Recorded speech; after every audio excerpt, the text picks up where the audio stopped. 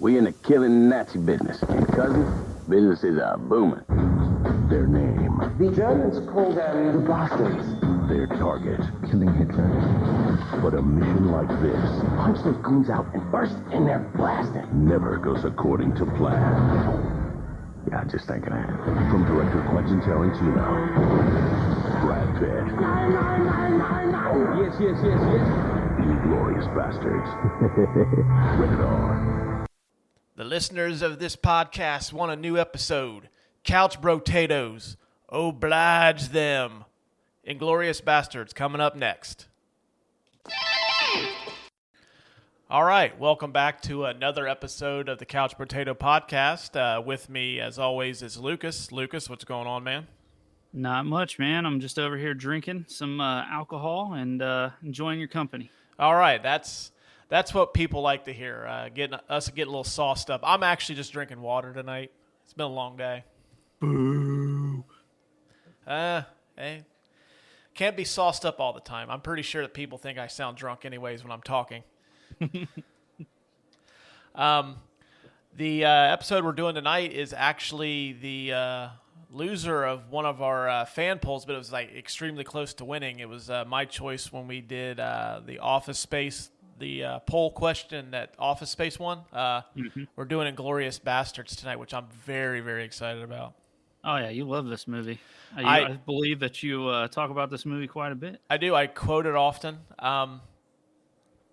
I actually, watching it last night, I really, like, I put Pulp Fiction, like, at the top of the Tarantino list of, like, his best movies. And even after watching Bastards quite a few times, I thought the same thing. But when I watched it last night, I was paying more attention to, like, the dialogue and the script versus just, like, everything that's going on.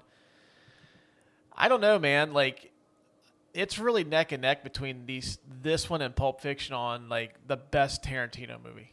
Yeah, I agree with you there. It's a tough choice between the two, really. I still like Pulp Fiction a little bit better. Yeah, like, if I'm going to judge them, I would say it's Pulp Fiction, but I don't know if you'll get this reference because I don't know if you've seen Goodfellas. But they talk about cutting garlic with a razor blade, and they cut it super thin. That's the margin between Pulp Fiction and Inglourious Basterds. I have seen Goodfellas. Okay, good. Because I know there's certain movies that you haven't seen that I'm shocked that you haven't. Which Goodfellas is like your favorite gangster movie, I believe. Yeah, it's one of my favorite movies of all time. And if I'm not mistaken, I think that's going to be an episode this year. All right. I'll be there. All right. Get your fucking shine box. And tune in later this year for Goodfellas. But yeah, like, I don't know. Like, this is kind of like a little bit of what Tarantino does best. He seems to have been recently doing where he kind of takes real life events and puts his fantasy spin on them. Like, obviously, Adolf Hitler did get killed inside of a movie theater. Killed himself, but I think everybody had that dream that if they could go back in time, that'd probably be one of the things that they could do. Combination of Back to the Future 2, stealing some almanac to become super rich, and then that would probably be at least in the top 5, I would think. I think a lot of people would go back and kill Adolf Hitler. Yeah, I mean, I would. It would be in my top 5. He was a giant pile of dog shit. He was. Well, we're not going to get into a history lesson tonight. We're just going to talk about an awesome, awesome movie. Sounds good to me. All right. I really love history. History. Maybe one of these days we'll do a history documentary, and we'll just put everybody to sleep. But I'm sure we do that already. So I'm asleep right now. Oh, are you? I am. Wake up. Well, you're over there boozing. That's true. I am. All right. It's delicious. Well, real quick, the plot of Inglourious Basterds is during World War II, a group of Jewish soldiers and a French cinema owner hatch separate attempts to assassinate Adolf Hitler. So you got these two plans going at the same time. Neither group knows the other one's trying to do this. They're trying to kill Adolf Hitler. Now, I did have one question for you, and I don't know if you know the answer to this. Is Aldo, is he Jewish? Because I don't know if they ever say. They don't really say, but I am under the assumption that since he takes joy in killing Nazis that he is. Not just killing them, scalping them. Yeah. The fact that he forms a team just to exterminate the Nazis, I think that he is. Yeah. That's a good question. I don't know it for sure. I should have done some little research on it, but yeah, I think that he is. Okay. Oh, well, I mean, I'm a part of the show. I probably should have done my own fucking research too. Yeah, you could have helped out a little bit. I know. I'm a royal pilot dog shit. Let me drink to that. But you know what, though? The people love you. I hope so. We'll get into the tail of the tape real quick. Bastards was released on August the 21st, 2009. It was, of course, directed by Quentin Tarantino. This stars Brad Pitt, Christoph Waltz, Melanie Laurent, Diane Kruger, Eli Roth, Michael Fassbender, Daniel Bruhl, and Till Schweiger. This is one of Tarantino's biggest hits. It did $321 million worldwide at the box office, so pretty big. Rotten Tomatoes score 89% from critics and 88% from audiences. Nominated for 8 Academy Awards, including Best Picture, and Christoph Waltz won for Best Supporting Actor. Very nice. And well-deserved. I was a little shocked to see that we got an email from Rodrigo in Brazil, so thank you for writing in to us. He wanted to know why we don't tell the folks what streaming services you can find these movies on. So, going forward, the last bit of the tail of the tape is where you can stream this movie at. And right now, unfortunately, Inglourious Basterds is not available on any streaming site. Well, that is unfortunate. Yeah. I figured it would have been on Peacock since I think Universal released it. Huh. But no. I was trying to see if it's anywhere in Brazil. I don't know how old this article is, but it says it's available on Brazilian Netflix. Okay. Well, this is from 2019, so I'm not sure if it's still there or not.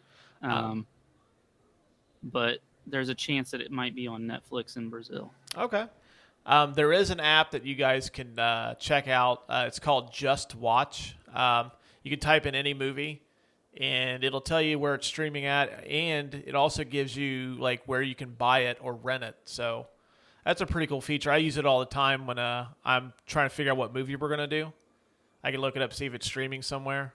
And plus, I keep an eye. I'm trying to buy Commando. I want that movie, and I don't want to pay $15 for it. So I'm waiting to see it drop to like $6, and I'm just going to pull the trigger on it. You cheap ass. Yeah.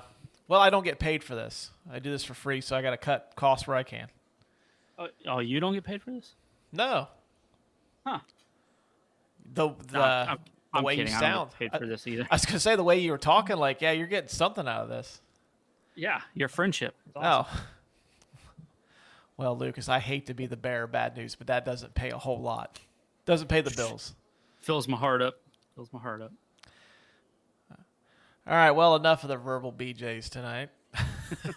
That's going to be a shirt at some point. I hope so. I figured we would jump right into Research Corner because I was doing some research on this, and like there's a shit ton of facts about this movie. Like IMDb had, like I had to scroll and there's all kinds of tidbits, and there was some stuff that they even left out that I found on Google. So tons of stuff. So we're just going to dig right into that.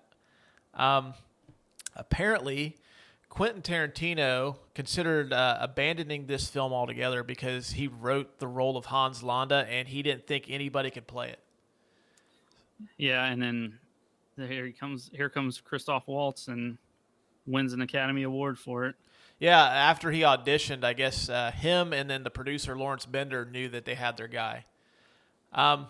Before we get into this, though, like I kind of want to touch on Christoph Waltz a little bit because he really wasn't a known commodity in the United States prior to this. I had never heard of him, and I consider myself a little bit of a movie nerd, but I have never heard of him up until this movie.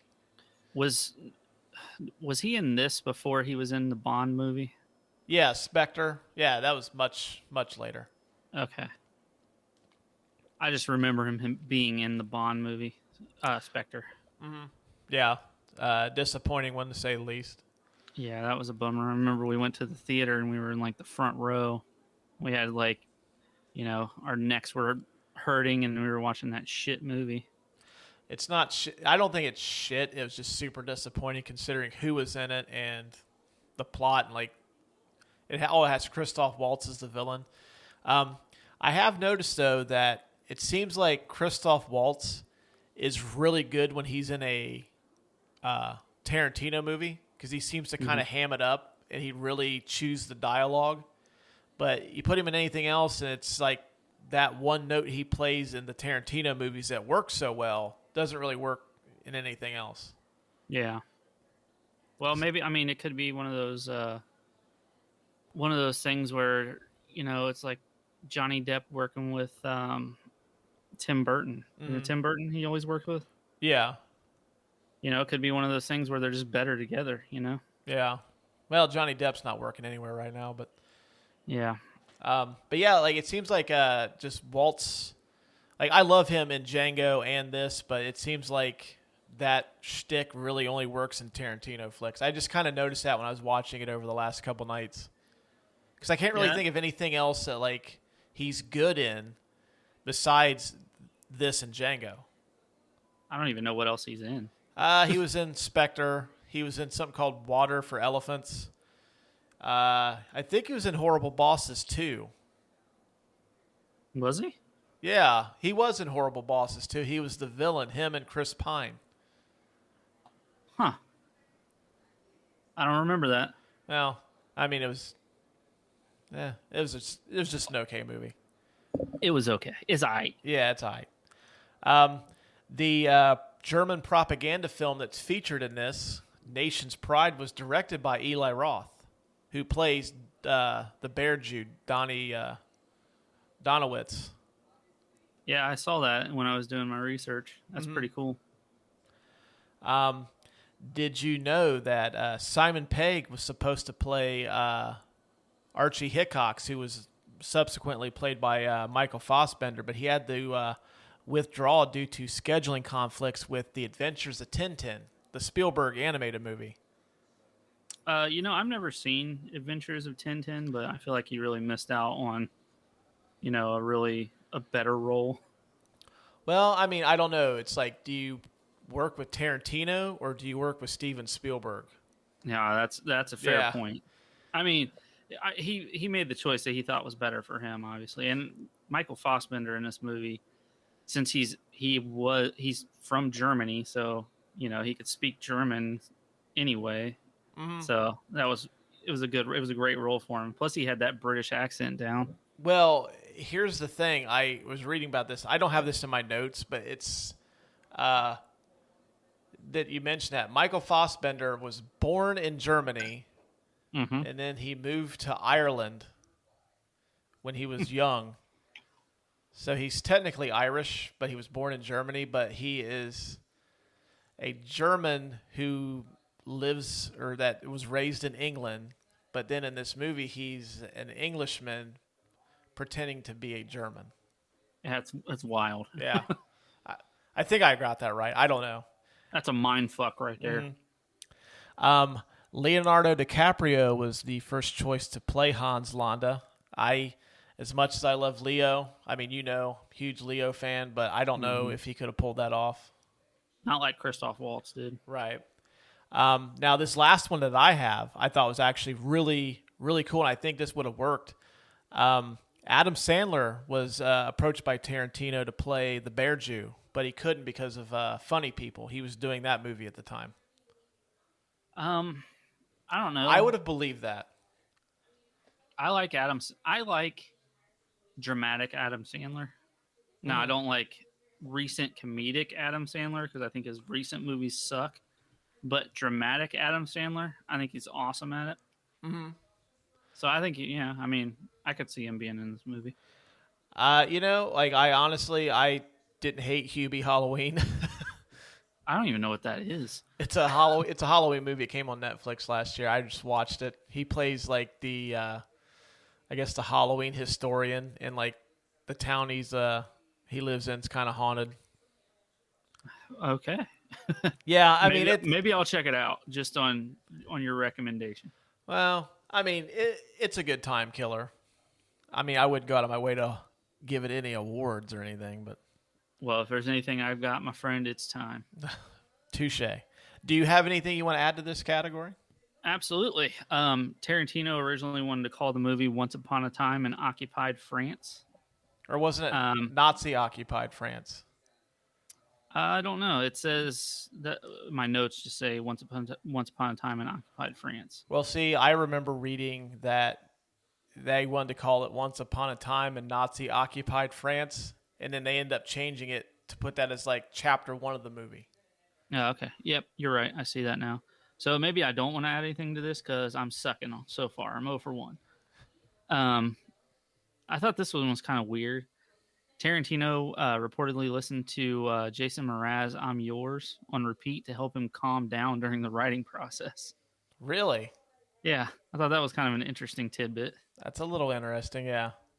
I mean, I'm not a big Jason Mraz fan. Like, that song's all right. He's a great singer, but it's kind of a interesting way to calm yourself down.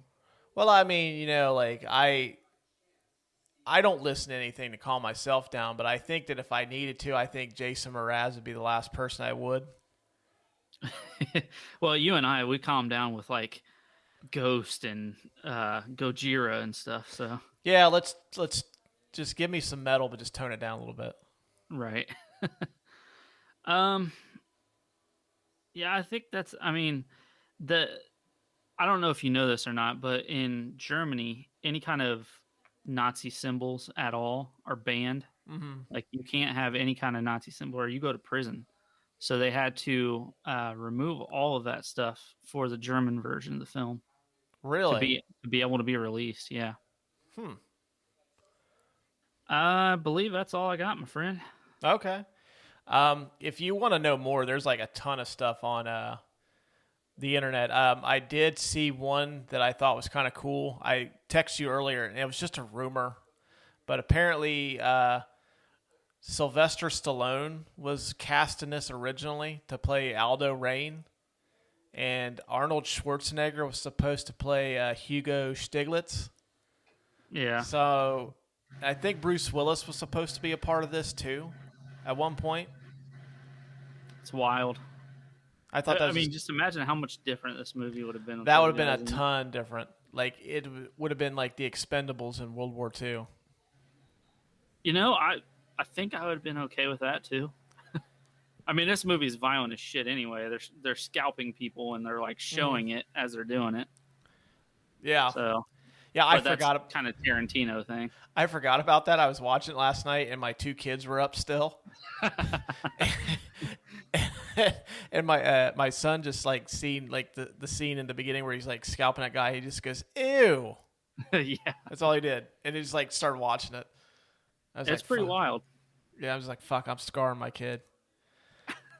All right. Well, now we're gonna segue into the I Drink Your Milkshake award for the best scene of the movie. I think we should probably have like maybe put like the actual audio clip in these awards going forward. Just, I don't know. I think it'd be kind of cool. Until we get sued. Yeah, until we get sued. But you know what, though? Honestly, like, what are they going to sue me for? My podcasting equipment? I'm sure they'll find something. I'll just transfer everything into my wife's name. It'll be all good. Oh, okay. Fair enough. I have 5 nominees. Feel free to add. You know the routine. You know the I know the drill. Okay. First one is the introduction of Hans Landa, where he goes to the La Petite dairy farm, and that's when he's basically interrogating the La Petite. And what I thought was really good about this scene is like Hans comes out and he's like extremely charismatic and charming, and almost kind of comes across as like he's not a bad guy. He's just kind of doing what he has a job he has to do. I'm not defending Right. like what he's doing, but like it's kind of how he comes across at the beginning. And then he just goes like he just flips a light switch, and then like he just becomes like cold and just dangerous sounding when he basically like tells him like, "Hey, I know you've got people hiding under your house, Right. so you just yeah. tell me, and nothing will happen to you." That scene, like Walt's just bringing it. He's throwing 100 miles an hour. If he were a baseball closer, he would be Aroldis Chapman. Game 7 of the World Series. Good reference. Yeah. I was telling you earlier, like this movie really depicts, and like I said, I'm a history nerd, so this movie really depicts the fear that the French had from the Germans, because I mean they were really ruthless in France, Europe as a whole, really, but France in particular, they were really brutal to the citizens there. So. I have that one as the first nominee. The second one, these scenes are a little tough because essentially this movie is just 5 long scenes built together as a movie. So it's like trying to pick apart like smaller scenes out of those. The opening is about a good 20 minutes or so, I think. It's pretty long, yeah. I mean, this movie as a whole is like, 2 hours and 20 minutes? It's like 2 hours and 20 minutes, yeah.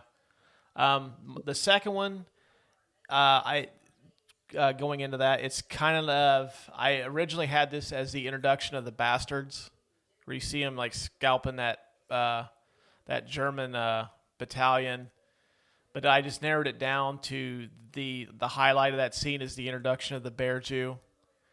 Oh yeah, When Aldo is interrogating that officer, and he's basically like, I'm not telling you shit, and then you hear that he calls out to Donnie, and you hear that bat tapping. Mm-hmm.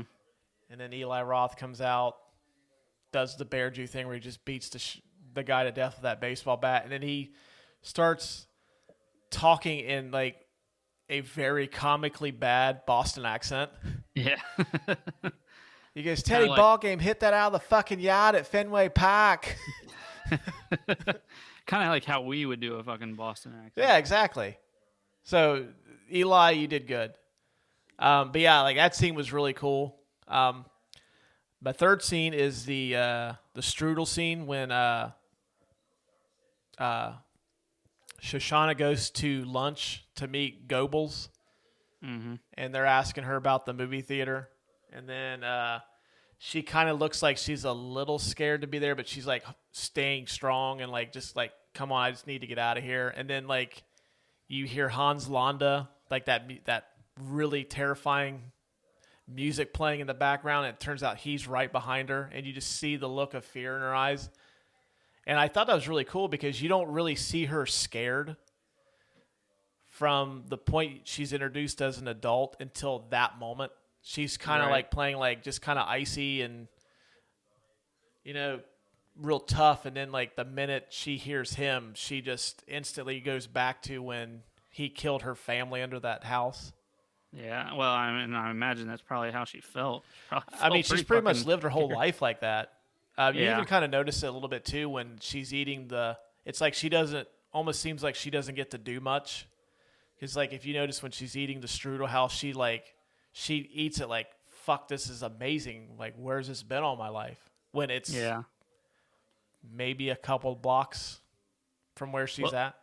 Well, she probably also, when he says, get her some milk, she may have thought, like, oh, shit, he knows exactly who I am. Because, it was a dairy farm that her family was slaughtered on. Yeah, so. I never really thought about that, but that's a really good point.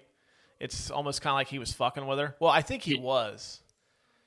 Because, it's almost like he's really good at what he does. So I almost wonder if he kind of had an inkling that, like, he knew who that was, but he wasn't 100% sure. Yeah, it makes you wonder if that was insinuated at all. Yeah, he's just like, I'm just going to have some fun with this and fuck with you for a while. What a dick. The fourth scene that I have is the bar scene. Which is is really outstanding. That has got some of the best written dialogue that Tarantino's ever done. Like that, there's some really good stuff in there, especially the stuff with Hallstrom and Hickox when they're having their exchanges back and forth. Mm-hmm. And Dieter Hallstrom, that sounds like a very scary Nazi soldier name. Yeah. But yeah, that's got some really good stuff. Like even like the goofier stuff with like they're celebrating the birth of Maximilian. Mm-hmm. And then that I don't know what that card game is called. So if somebody help me out, send me an email or something. But that card game where you write like the name and then you have to guess what's on that person's head. I forget what it's called, but they're playing that cool game. Yeah, it's funny. We have that as a board game at my house, but I can't remember what it's called either. Yeah. I mean, we don't do actors or anything, but Yeah. And then there's that pretty grisly shootout where like basically Stiglitz and Archie have their revolvers pointed at Hallstrom's crotch. Yep. And then like everything just goes to hell in a handbasket. Well, they decide to fucking shoot off his nuts, and then pretty much everybody dies. Mm-hmm. Then the last one I have is the premiere of Nation's Pride. The whole scene at the movie theater. It's got a lot of. That's pretty much the climax of the movie. You've got Hammersmark bringing Aldo and Donnie and Omar as her Italian escorts, and then of course you get one of my favorite lines in the whole movie is when Hans is trying to get them. He's trying to basically out them as they're not really Italian, and like he wants Aldo to pronounce his last name, and he just goes Gorlami in the like most hillbilly way possible. Yeah. What? One more time, Gorlami. And then you got Dominic the Coco, and he's like, Omar just nails it, and then I think Donnie is actually the worst of that though, because his is like he is over the top on that one. Like he's like he watched a movie and like, okay, I'm gonna sound just like this. I like how they went with the stereotypical Italian too, where they like put their fingers together and like shake their hand. Mm-hmm. Yeah, you've got where Hammersmark is found out. Like Hans obviously finds out that he finds a woman's shoe at the bar, and then he figures out that it's Bridget's shoe, and that all happens. Well, I'm just going to spoil it. I mean, you guys have had, like, it came out in 2009, so you've had plenty of time to watch this, where he kills Bridget, and then, like, he captures Aldo, and he tries to set up the deal to where he can basically be the hero, because he knows the war's almost over. Yeah. Yeah. Man, that's wild. Like, more of the history nerdy shit. I believe there were 15 attempts on Adolf Hitler's life. Mm-hmm. And a lot of them were from his own generals. There was that Tom Cruise movie, which didn't review very well. I can't remember the name. Valkyrie. That's based off of a true story. Mm-hmm. That actually happened. The only thing that protected Hitler was the table. The bomb wasn't close enough to him to kill him. Yeah. Or, history would have been much different then, too. Yeah, one of the few times you see Tom Cruise fail in a movie. Ethan Hunt would have gotten the job done. So those are my 5. Do you have anything you want to add to this? No, I mean, that's, like you said, the movie's pretty much 5 scenes. The only real other part that's kind of separate from the movie scene is the very end where they carve that swastika into Aldo carves it into Landa's head because he knows that he's going to get his own little private island or his private house on Nantucket Island, and so yeah, he mentions earlier in the movie that like basically like after this war's over, like you're just going to be a nobody, so people need to know what you're going to like what you were. So yeah, everybody's going to know that Hans Landa's a Nazi, which I thought was fucking awesome. Yeah, so I thought that last scene was pretty good too. Okay, like what would you give as the winner of this award? I have 2. Go ahead. For me, it's the bar scene. Sorry, I didn't mean to interrupt you. For me, it's the bar scene. Yeah, I think it's either the bar scene or the opening where you get to meet Hans, because like that's Christoph Waltz coming into America saying, "Hey, here I am. Take notice. Give me my Oscar, bitches." Yeah, because like he's like that's the best dialogue he has in the whole movie is the opening stuff. He has that line about the rats Like how like you don't know why you hate rats, you just do. And you know, I wouldn't say this is unfortunate. Well, it's unfortunate because you have to read the captions during the movie to know what's going on. If you take a minute to take your eyes off the captions and actually look, this movie is so well acted. Mm-hmm. Oh, yeah. Like, the emotions on people's faces are just so well done. Yeah, and, like, I've seen this movie countless times, and, like, when he's basically, like, telling La Petite that, hey, you know, like, I know you've got people behind here, and you can slowly start seeing him cracking, and you start seeing his eyes watering up, and he kind of knows, like, fuck, it's either I protect my family and give these people up, or I keep quiet and then they die anyways, and my family gets killed. Yeah. And it's like, you could tell, like, he really, like, he struggled with that. Mm-hmm. And I have never seen that guy in anything before, but apparently he was, like, I was doing a little bit of research on his IMDb. His name's Denis Mincho. I probably pronounced his name all wrong. So if he happens to listen to this show, I apologize. I didn't do it on purpose. I swear. Well, we're not exactly French speakers. So Yeah, we're barely English speakers. That's my Gorlami moment. Gorlami. But he was in Assassin's Creed with Michael Fassbender, which I thought was kind of a cool, ironic thing. Although that movie fucking sucks. I've never seen it. I try to avoid video game movies as much as possible because they usually suck. That new Mortal Kombat movie kind of sucks. Mm-hmm. I agree. Assassin's Creed kind of sucks. So, most and the Mortal Kombat Annihilation is fucking awful. So, I try to avoid video game movies. Yeah, you gotta. You're right. So what are we saying? I'm okay giving it to the bar scene because that scene's excellent too. I mean, like I said earlier, like it's got really great dialogue. And Michael Fassbender delivers that line right before the shit goes down, where he's talking about can he, if he's gonna go out, can he speak in the Kings?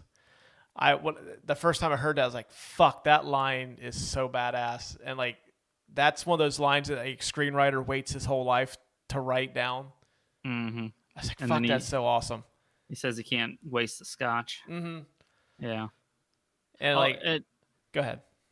Sorry, I was just thinking about this, and I texted you this. We were talking about who brings the heat, which we're going to get to, but his superior is Mike Myers. He hams it up so fucking hard and so poorly. Like, I laugh the whole time he's on screen. He's like practically laughing at himself when he's doing that. You know what's funny? First off, in that scene, Winston Churchill's played by a big star of the 1950s and 60s, Rod Taylor. He was in The Time Machine. He was the male lead in The Birds. Like, he was a big deal back in the 60s. So, yeah, I thought that was kind of a cool nod to have him in that, too.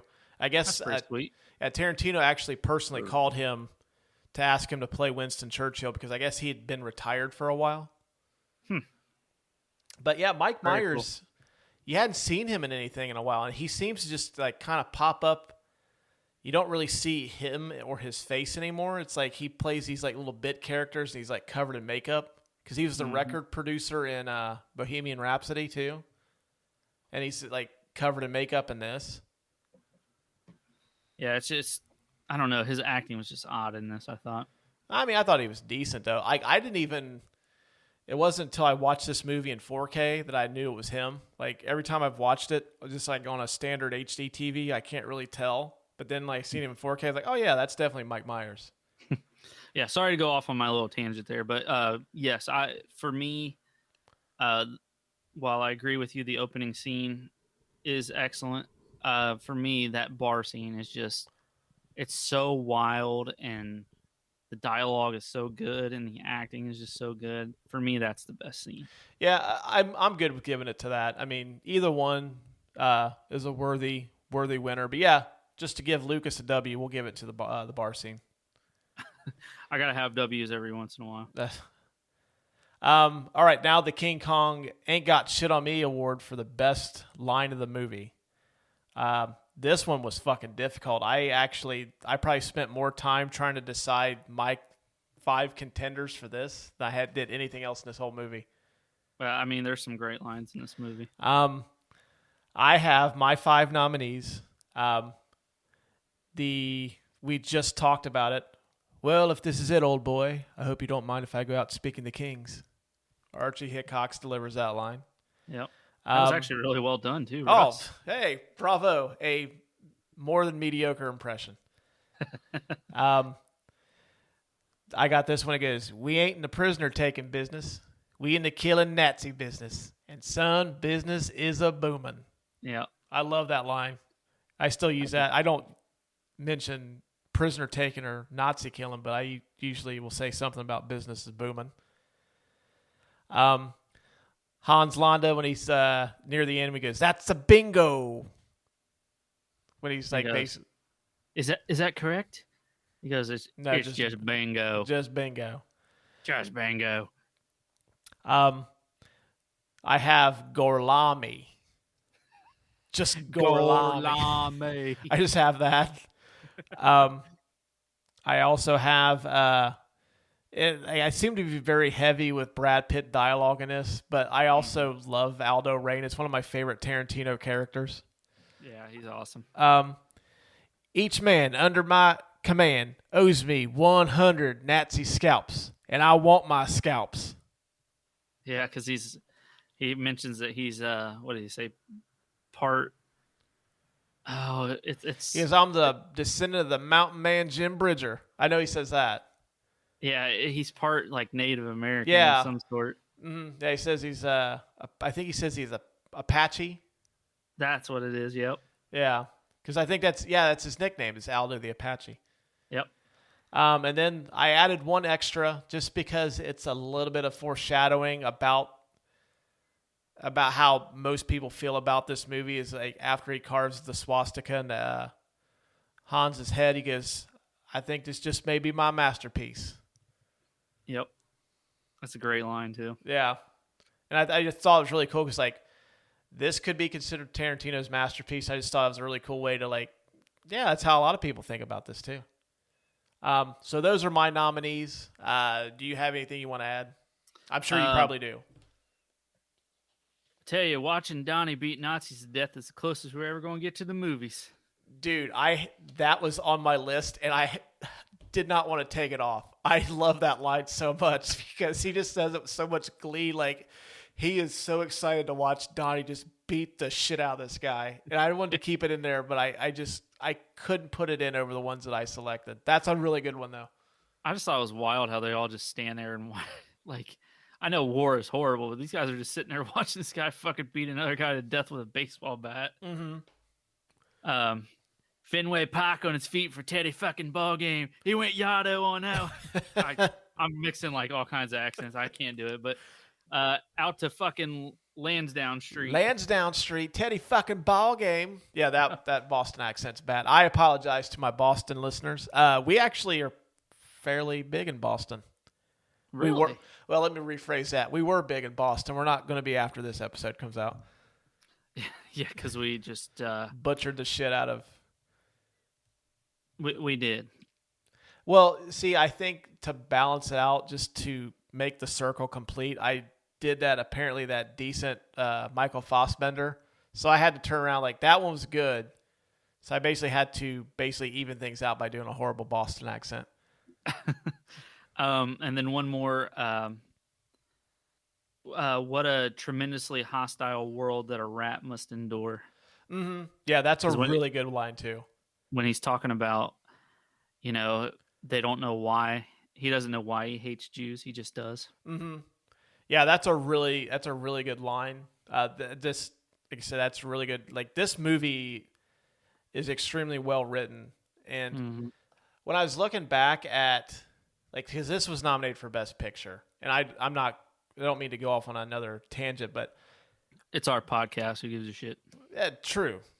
Lucas, are you liquored up yet? You're getting I don't want to talk about it. Okay. Well, he's still on the air right now. But I was looking at some of the nominees, and this is the year that Hurt Locker won Best Picture, and Avatar was nominated as well. And I really don't remember the Hurt Locker. I liked it, but It's I don't a great really. movie. It is a good movie, but I don't really remember it. And to me, it's not one of those ones that like I go back like, oh hey, I'm in the mood to watch the Hurt Locker tonight. And then Avatar. Those were like the two movies that seemed to be the only ones that had a shot at winning Best Picture. I am honestly not a fan of Avatar. I think it's kind of a Pocahontas ripoff. Well, it is a Pocahontas ripoff, but I think if you strip away the visual effects, it just isn't that great of a movie. I like Avatar, but I'm a sucker for big blockbuster movies. So. Oh, I am too. I just don't think Avatar is that great. But like, I don't understand why this one didn't get at least a little bit more consideration for Best Picture. So what did win Best? You said Hurt Locker? The Hurt Locker won. You know, I remember Hurt Locker making me feel extremely uneasy just because of like, you know, it was still in the midst of the war over there, and just thinking about, you know, people doing that sort of thing. Mm-hmm. Yeah, I remember that movie making me uncomfortable, but thinking like, man, this is a great fucking movie. Mm-hmm. But I wouldn't have been mad if Inglourious Basterds would have won it. Well, I have a podcast I listen to. They've made the suggestion is you award the Best Picture nominee 5 years down the road because you kind of vote in the moment. Mm-hmm. And I know there's movies that I've watched many times where like I really loved it in the moment, and then after I've had a chance to digest it and I've seen it again, it's not as good as I remember it. Well, And a little movie like that for me is I really enjoyed Episode 8 first time I saw it, and then I watched it again. I'm like, this movie kind of sucks. For Star Wars. That's kind of how I was for those last two Star Wars movies, actually. I haven't watched Episode 9 again since we saw it night one. Yeah, it's not great either. But we're gonna save the Star Wars hate for the eventual Star Wars episodes. So Well, I noticed that Star Wars shirt you're wearing there, so it's laundry day. I was gonna say it's a badass shirt. My bad. I think it is kind of cool. It's got Darth Vader on it. And it's got Leia, and it's kind of cool. But yeah, I mean, going back, like, it kind of makes sense to like give the movies time to breathe because I remember Up in the Air, which is a really good Clooney movie, but had no shot at winning. It's not Best Picture of the year, but I mean, I would honestly like now I would probably give Best Picture to Bastards over Avatar and The Hurt Locker. Yeah. Well, like you said, I remember Inglourious Basterds.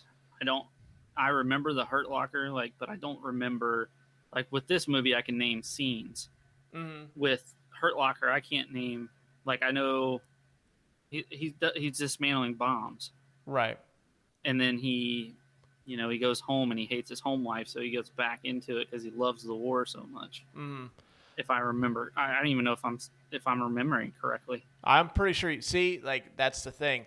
The whole point of the show is we talk about movies that we've watched countless times, and if we catch them on TV, we're going to sit and watch at least a little bit of it. Mm-hmm. I mean, The Hurt Locker, like, I think the chances of us doing a Hurt Locker episode are maybe when we've been doing this for like 19 years and we've run out of shit to talk about. Maybe The Hurt Locker will crack that. I don't know. Maybe we'll just start diving into like After the Birds. Yeah, I mean, that might be before like Nightmare on Elm Street 5. Because I mean, at least that's gonna be that's gonna be like a fun shitty movie. But yeah, I mean, I would honestly, like looking back at it now, I think Bastards is the best of those three, and the fact that it didn't get any really Oscar love at all outside of the Waltz nominee or the win is just kind of like I don't get it. Well, I don't know how the Oscars really work anyway, but Tarantino doesn't seem to get as much love as we give him in Hollywood. I think he's kind of, I wouldn't say anti-Hollywood, but he's not your stereotypical Hollywood. Mm-hmm. So maybe that's why he doesn't get the awards. I really think that since he's talked about making just 10 movies and that's it, it almost sounds like they're going to pull a Lord of the Rings Return of the King on him, where they're just going to like, oh, hey, this is his last movie. Let's just give him everything. Reward his entire career, which they do quite a bit. Well, I think that Return of the King is the best Lord of the Rings. I know that's a discussion for another day, but that's, to me, I think that's the best. That's one right. of the three. Yeah. Unless like Tarantino's doing Lord of the Rings, and then like we can talk about it now. But I don't think he did those movies. All right. So what are we going to give the award for best line? The King Kong ain't got shit on me award. Who are we going to give that to? Oh God! You know what? Why don't you pick? Because there's so many great lines. Although the one that I really remember a lot is we're in the Nazi killing business. Business is a booming. Let's see. If I were going strictly off of like dialogue written and how it's delivered, I think Fassbender delivering the speaking to King's lines the winner, the easy winner. Mm-hmm. But I think with like a lot of these, you have to go off of like how memorable the line is, and like, is it something that you've heard quoted quite a bit, or whether it was like kind of like had some pop culture significance. And I would say either the 100 Nazi scalps or the business is a booming would have to be the winner. Yeah. Well, you know what? Since I use it in some of my day-to-day talk, I'm just going to give it to the business is a booming. That's going to be the winner. Sounds good to me. All right. Harumph. Now, this one was actually a really tough category to narrow down to a few people, too. The Lou Brown Give 'em the Heater award for the most fire performance from a bit player. So, my nominees are Michael Fassbender, because he only appears in like 2 scenes. Great in everything he's in. Eli Roth, and then Daniel Bruhl, who plays, and I can't believe I just fucking forgot who he plays. He plays Zoller. The nation, Frederick or Zoller. He's the star of Nation's Pride. Oh yeah. He's pretty great in this movie. Mm-hmm. I personally would give it to Fassbender just because like he really lights up the 2 scenes that he's in. Mm-hmm. But I mean, you can make a case for Daniel Bruhl because like he's really good, and like I think he's fucking annoying in this. Like we constantly he's kind of rapey. Yeah, he does give off very rapey vibes.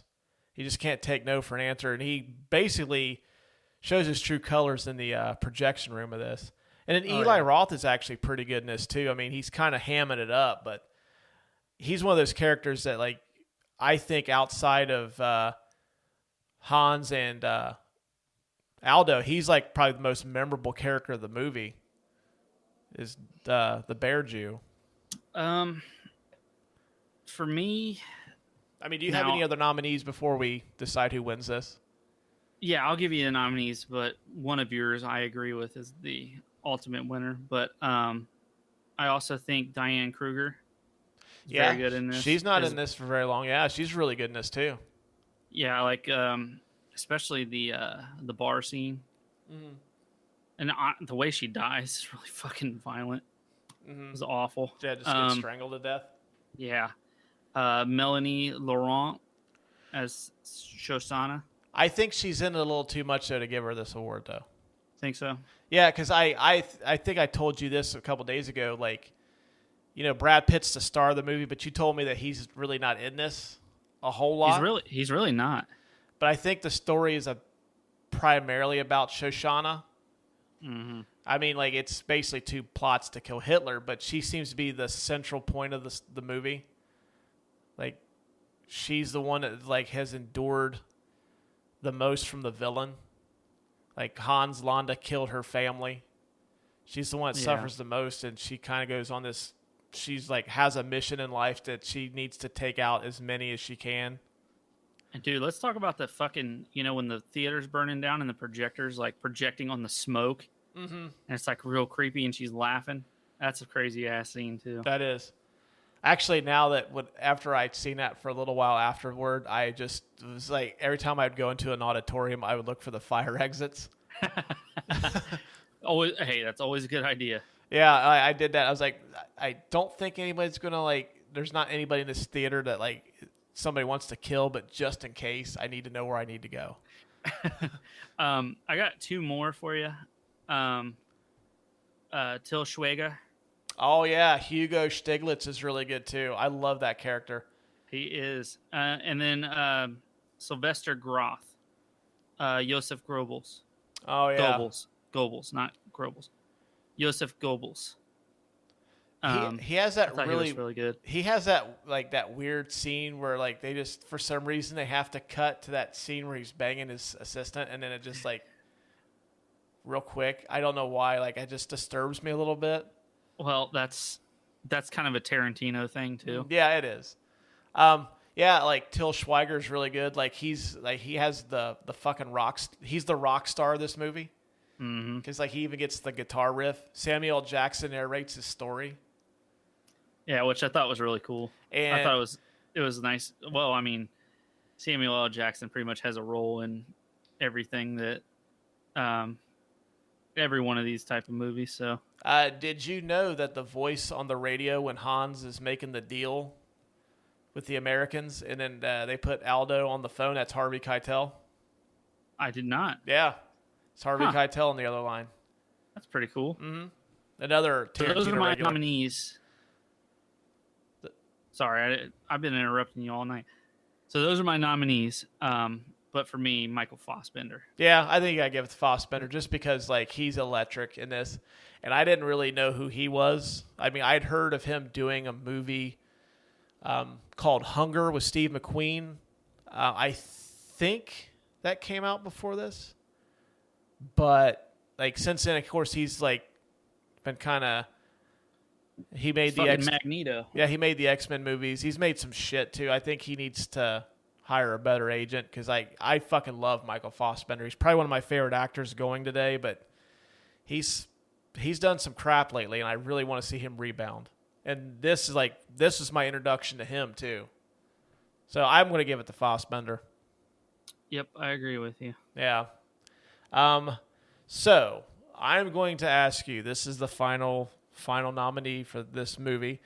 Who wins this movie? I'm going to go with Christoph Waltz. Christoph Waltz. Okay. Why do you give it to Christoph Waltz?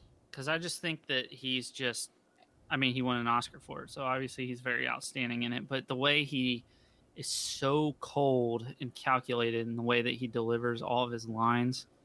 Mm-hmm. And, his job is literally to hunt down people and execute them because they're Jewish, and just the way that he goes about that is kind of what I would imagine that an insane person would be like. And, he fucking, one thing that killed me about this was he killed von Hammersmark, for being a traitor, but he himself was a fucking traitor. Yeah. That's kind of the, what, I guess for lack of a better term, that's kind of the ironic part of all that is he killed her for doing the same thing he eventually does too. Right, which I thought was kind of, I think he just likes to kill people, honestly.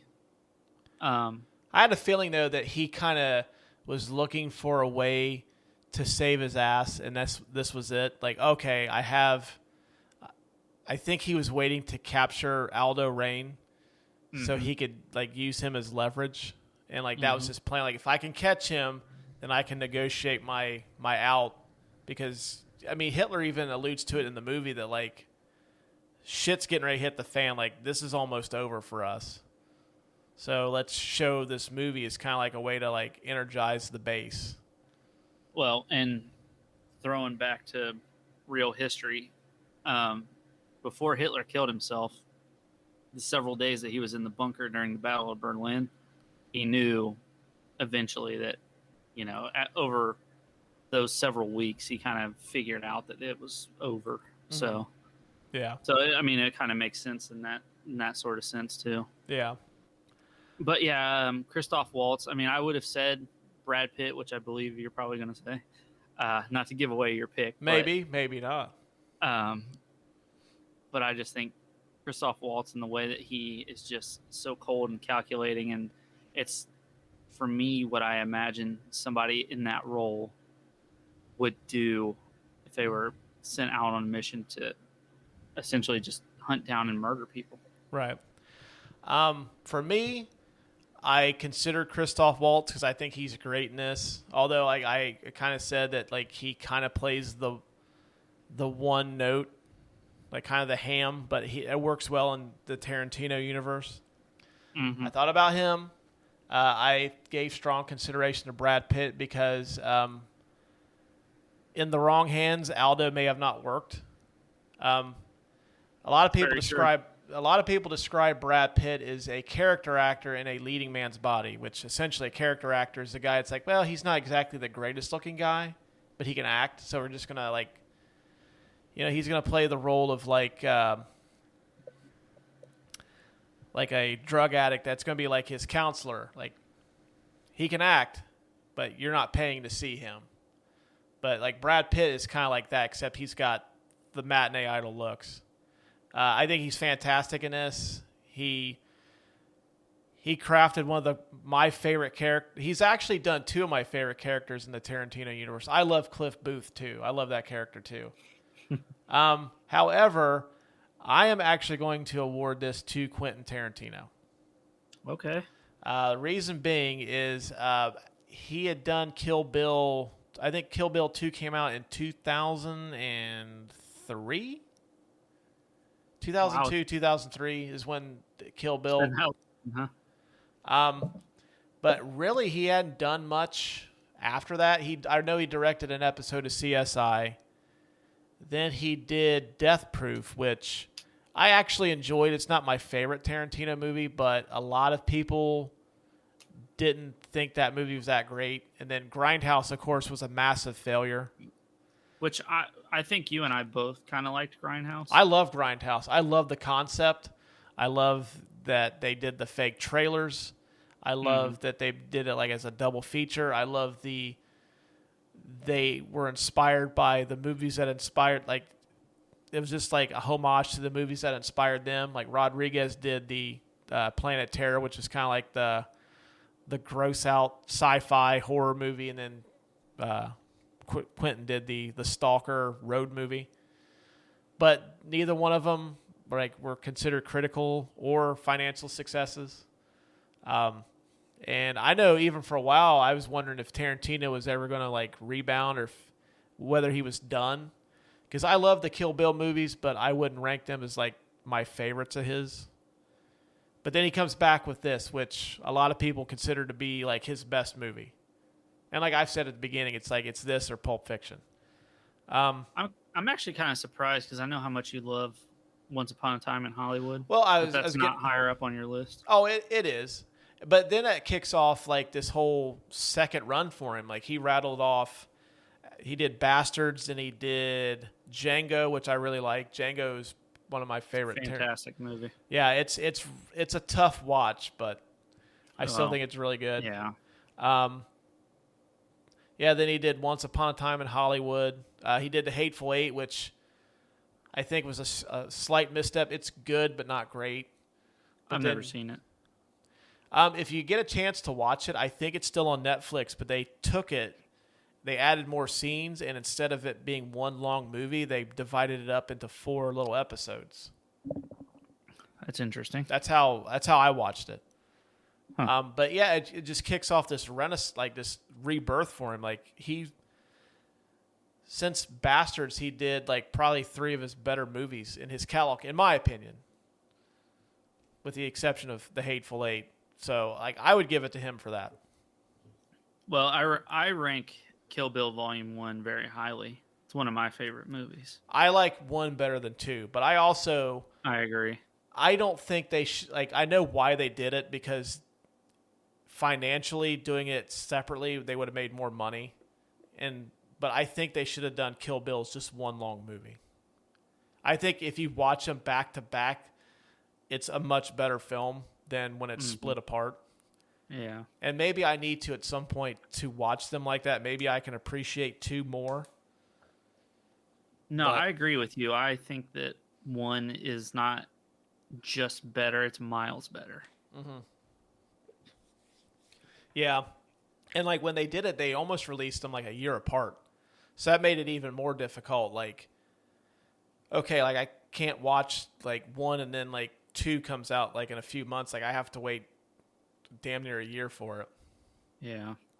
So, but I give it to Tarantino just because like it seemed like this re-energized him, and now I don't think he's doing anything at the moment, but like he's done some really good stuff since this too. So that's why I give him the award.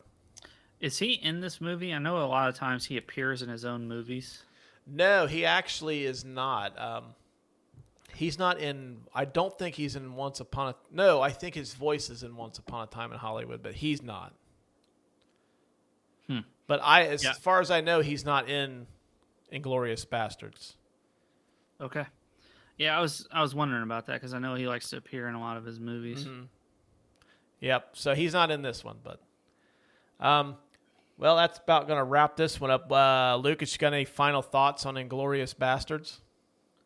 No. Kind of wish that history would have went this way. Honestly. Yeah. You know, Hitler being killed this way because he was a piece of shit. But I'm really glad we did this because I got to nerd out with my history stuff a little bit, and thank you for letting me nerd out with my history stuff because I really enjoy history. World War II history is very fascinating to me. Well, so. I mean, I win too because Quentin Tarantino is one of my 5 favorite directors of all time. So like it's a chance to finally do a Tarantino movie, which like when I thought of doing this with you, like I kind of wanted to do one much sooner than now, and of course, like shit happened. We're saving one for when we can all record together in the same room, which you pretty much guess what that one's going to be. But yeah, like I was really looking forward to doing a Tarantino movie. I mean, I was a little bummed out that this one didn't win that poll question, but we still got to do it anyways because it's our show and we do what we want. That's right. Before we go, this is going to be the last episode that we release on a bi-weekly basis. If you guys don't follow us on social media, starting on June the 7th, we are going to a weekly release format. So you will start getting episodes every Monday starting on June 7th. And Lucas, do you want to tell everybody what we're doing on June the 7th to kick things off? That is our Raiders episode. Yes, to celebrate the 40th anniversary of Raiders of the Lost Ark. We're going to be doing that one on June the 7th. So, yay! Pretty excited about that. One of my all-time favorite movies. I don't know. I may or may not have a boner during that episode. I don't know. I'd be very sad if you didn't. But then you guys voted for another supersized watch-along episode. We're doing Clueless here in a few weeks afterward. So we're going to have a special guest or two.